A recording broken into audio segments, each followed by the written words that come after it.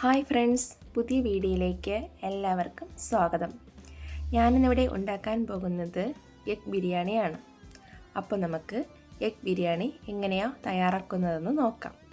ഞാനിവിടെ 2 മുട്ട പുഴുങ്ങാനായി വയ്ക്കുകയാണ്. നമുക്ക് ഇഷ്ടമുള്ള മുട്ട ചേർത്ത് കൊടുക്കാം. 2 പേർക്കുള്ള അളവാണ് ഞാനിവിടെ കാണിക്കുന്നത്. ഇനി നമുക്ക് 1 കപ്പ് ബസുമതി റൈസ് എടുക്കാം. റൈസ് നമുക്ക് നന്നായി കഴുകിയെടുത്ത ശേഷം 30 മിനിറ്റ് സോക്ക് ചെയ്യാനായി വയ്ക്കാം. നമ്മൾ മുട്ട ബിരിയാണി തയ്യാറാക്കുന്നത് കുക്കറിലാണ്.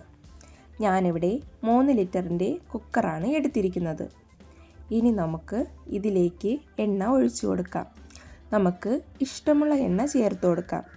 എണ്ണയും നെയ്യും മിക്സ് ചെയ്ത് വേണമെങ്കിലും ചേർത്ത് കൊടുക്കാം. നമുക്ക് 1 സവാള ചെറുതായി കട്ട് ചെയ്തത് ചേർത്ത് കൊടുക്കാം. ബ്രൗൺ നിറം ആകുന്നത് വരെ നമുക്ക് ഇളക്കി കൊടുക്കാം.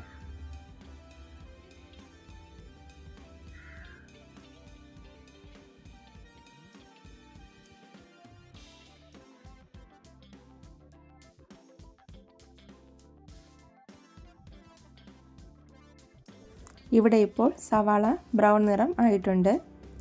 നമുക്ക് കോരി മാറ്റാം. നമുക്ക് കുറച്ച് കിസ്മിസും അണ്ടിപ്പരിപ്പും കൂടി വറുത്തെടുക്കാം.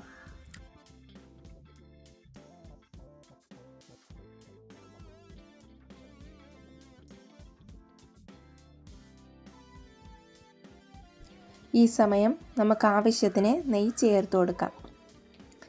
ശേഷം നമുക്ക് സ്പൈസസും പെരിഞ്ചീരകവും ചേർത്ത് കൊടുക്കാം.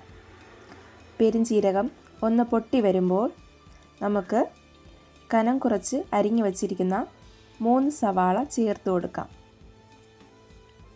ആവശ്യത്തിന് ഉപ്പും കൂടെ ചേർത്ത് കൊടുത്ത് നന്നായിട്ട് ഇളക്കി കൊടുക്കാം.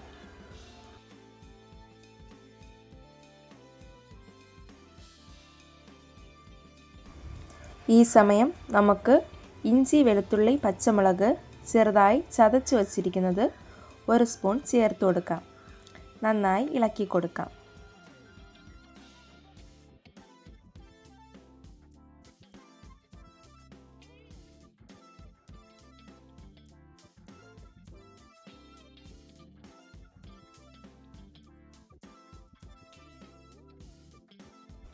സവാള ചെറുതായി വഴന്നു വരുമ്പോൾ നമുക്ക് 2 തക്കാളി ചെറുതായി കട്ട് ചെയ്തത് ചേർത്ത് കൊടുക്കാം.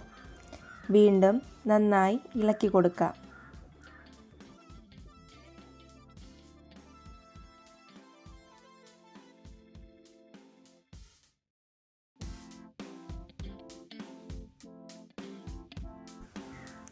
ഇവിടെ ഇപ്പോൾ സവാള നന്നായിട്ട് വഴന്നു വന്നിട്ടുണ്ട്.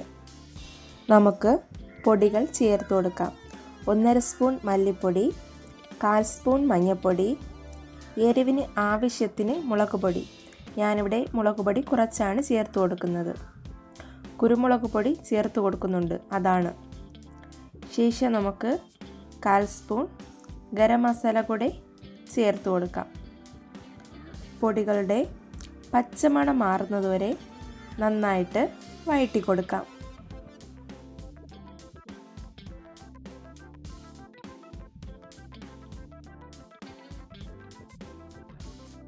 ഈ സമയം 1/4 സ്പൂൺ കുരുമുളക് ചതച്ചതും കൂടെ ചേർത്ത് കൊടുത്ത് നമുക്ക് നന്നായി ഇളക്കി കൊടുക്കാം.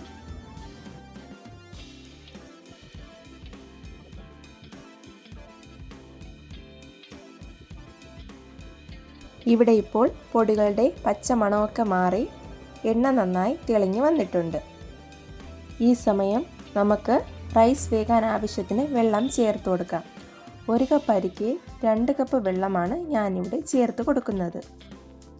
ഈ സമയം നേരത്തെ സോക്ക് ചെയ്ത് വെള്ളം വാർന്നു പോകാൻ വച്ചിരുന്ന റൈസ് കൂടെ ചേർത്ത് കൊടുക്കാം.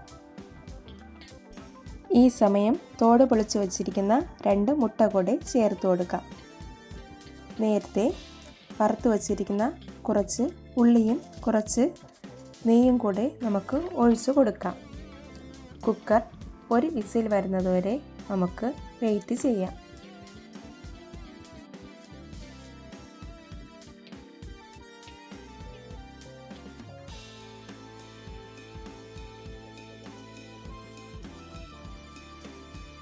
അപ്പോൾ നമ്മുടെ ബിരിയാണി ഇവിടെ റെഡി ആയിട്ടുണ്ട്.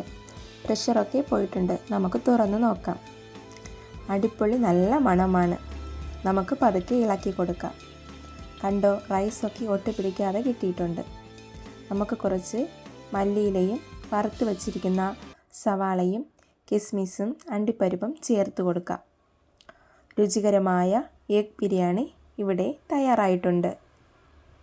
നിങ്ങൾ ഇതുപോലെയല്ല എഗ് ബിരിയാണി ഉണ്ടാക്കുന്നതെങ്കിൽ തീർച്ചയായിട്ടും ഉണ്ടാക്കി നോക്കി അഭിപ്രായം പറയണം.